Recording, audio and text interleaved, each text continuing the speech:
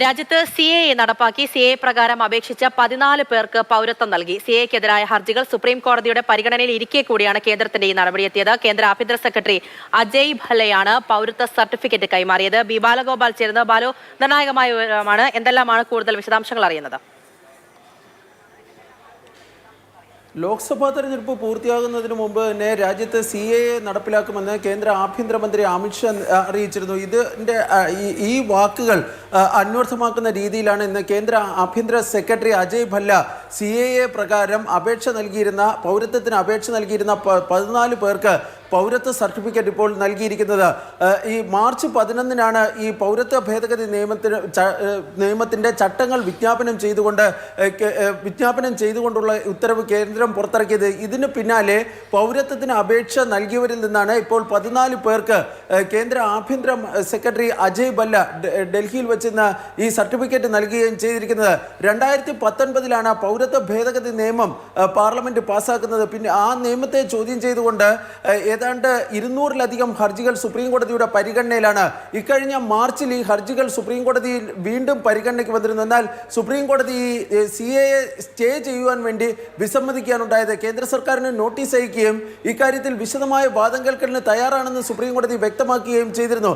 എന്നാൽ ഈ സ്റ്റേ ഇല്ലാത്തതിൻ്റെ പശ്ചാത്തലത്തിലാണ് ഇപ്പോൾ കേന്ദ്ര ആഭ്യന്തര മന്ത്രാലയം ഈ പൗരത്വം, അതായത് 14 പേർക്ക് ഇപ്പോൾ ഈ പൗരത്വം നൽകിയിരിക്കുന്നത്.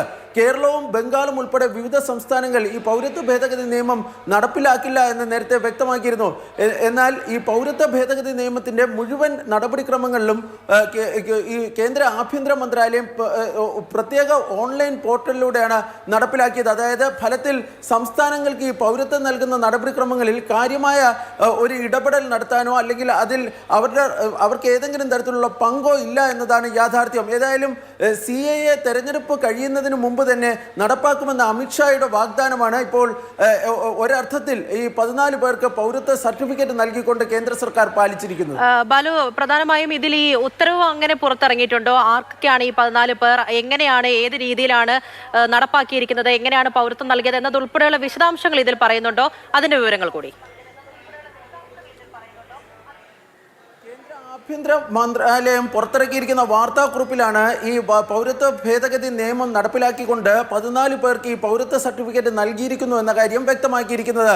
അതിൻ്റെ ചില ചിത്രങ്ങളും കേന്ദ്ര ആഭ്യന്തര മന്ത്രാലയം, അതായത് പൗരത്വം ലഭിച്ചവരുടെ ചിത്രങ്ങളും മറ്റും ആഭ്യന്തര മന്ത്രാലയം ഈ വെളിപ്പെടുത്തുകയും ചെയ്തിട്ടുണ്ട്. പക്ഷേ അതിൻ്റെ കൂടുതൽ വിശദാംശങ്ങൾ, അതായത് ഏത് സംസ്ഥാനങ്ങളിൽ നിലവിലുള്ളവർക്കാണ്, ഏത് രാജ്യങ്ങളിൽ നിന്ന് വന്നവർക്കാണ്, അതായത് നേരത്തെ പാകിസ്ഥാൻ, ബംഗ്ലാദേശ്, അഫ്ഗാനിസ്ഥാൻ തുടങ്ങിയ 3 രാജ്യങ്ങളിൽ നിന്ന് എത്തുന്ന 6 മതവിഭാഗം, ചുരുക്കി പറഞ്ഞാൽ മുസ്ലിം ഇതര മതവിഭാഗത്തിൽപ്പെട്ടവർക്കാണ് ഈ CAA പ്രകാരം അടിസ്ഥാനത്തിലുള്ള പൗരത്വം ലഭിക്കുന്നത്.